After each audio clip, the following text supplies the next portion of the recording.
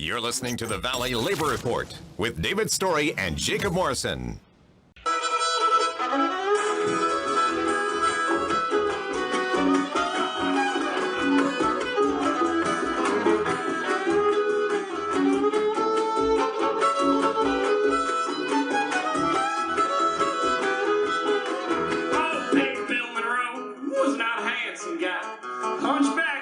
Teeth and cross-yellered eyes. So when he practiced guitar every day and he learned a wagon wheel, rode his Gibson into town and made them ladies squeal. Welcome back to the Valley Labor Report. This is the last segment, and I've been watching just with amazement the conservative commentary on what's been happening with the post office. I mean, it's truly amazing. The things that people are just, they're saying with no reservation, like they're not embarrassed by what they're saying at all. They're saying that, oh, the left, the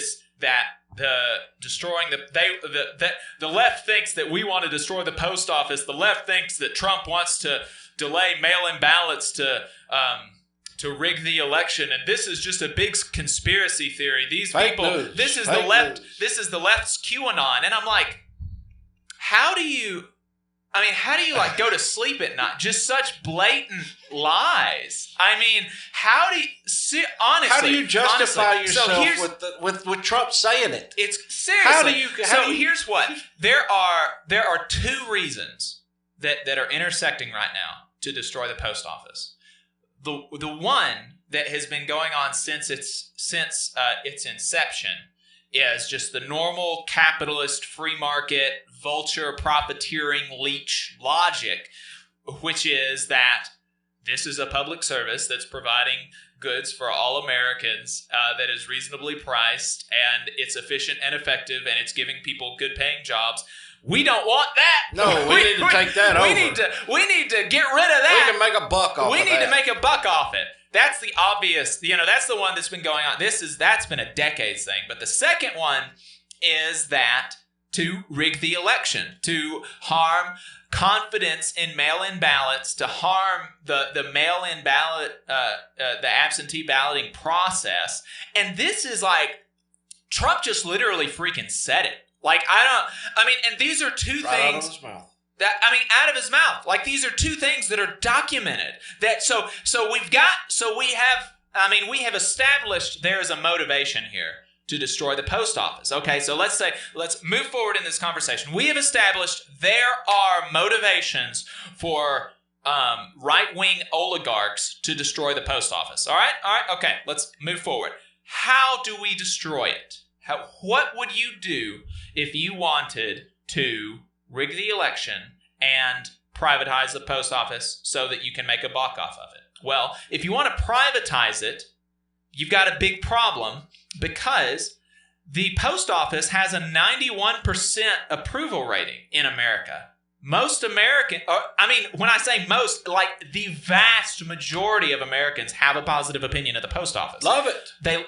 It works great. Veterans depend on it for jobs. It's the biggest employer of veterans in the country. People depend on it for their medications.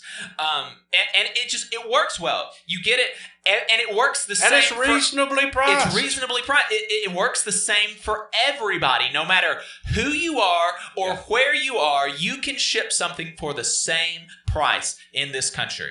Okay? That is not like market logic, that's service logic. So you got a problem here because this is working really well. It's delivering the goods efficiently, and it's providing good paying union jobs for people all across the country. So people they're fine with it the way it is. So how do you get people to go along with a privatization plan? You've got to make it seem bad. You've got to destroy the service. You've got to make it so that people are no longer satisfied with the service that it is providing. And that's been happening.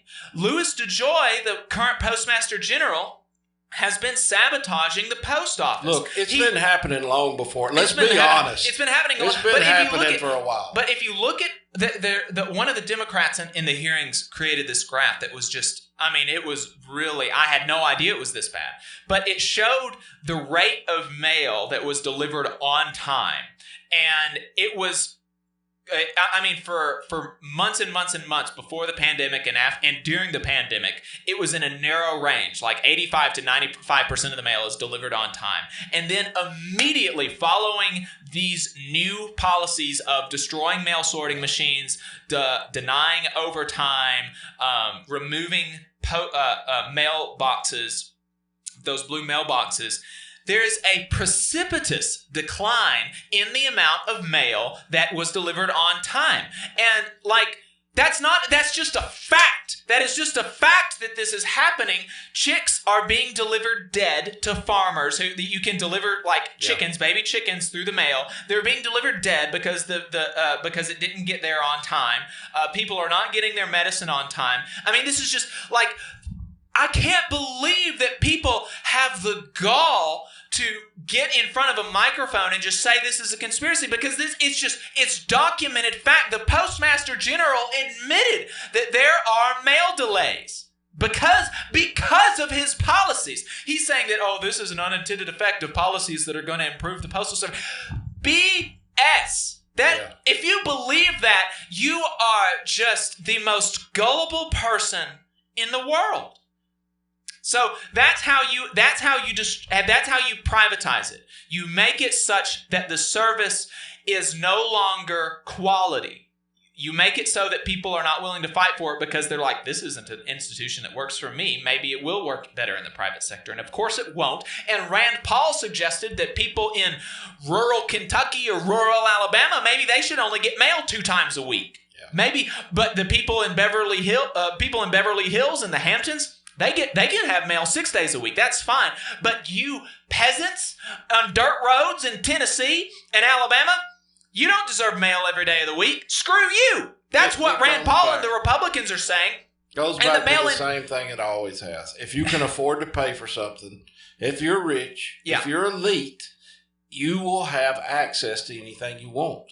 But we want to deny access to everyone else. That's exactly right. And the mail-in balloting, people are saying there's no clear case of it being targeting swing states, but it doesn't have to target swing states, because Democrats, people who are going to vote for Democrats, they're more likely to believe that the virus is real and more likely to take precautions. You can just see this in the way that people self-report. So they're obviously more likely to use mail-in ballots. And so if you delay the mail, delaying the mail is going to hurt Democrats, hurt their vote share, because it's going to come in late and their votes are not going to be counted. And so you don't even have to target. You just have to destroy the Postal Service, and you're automatically going to hurt Democrats worse than Republicans.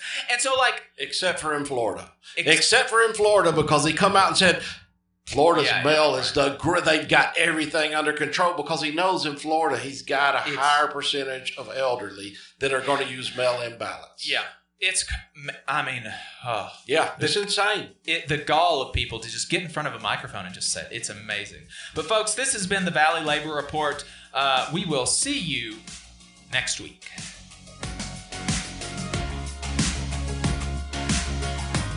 Thanks for tuning in. We appreciate your time. If you want to see what we're up to throughout the week and get our snide quips about the news of the day, then you should follow us on social media. We're on Facebook at facebook.com/Valley Labor Report.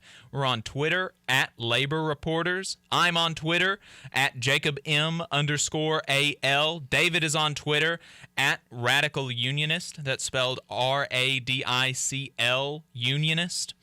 If you missed part of the show and want to go back and watch it later, search YouTube for The Valley Labor Report and subscribe to our channel. You can go back and watch the full show there, and we also clip segments throughout the week. And we also upload the program on more than 11 different podcasting apps. So you can see if we're on your listening platform of choice. You can go to thevalleylaborreport.transistor.fm/subscribe. And if you appreciate our work and want to help us stay on the air, then consider throwing us a couple dollars a month on patreon.com/The Valley Labor Report.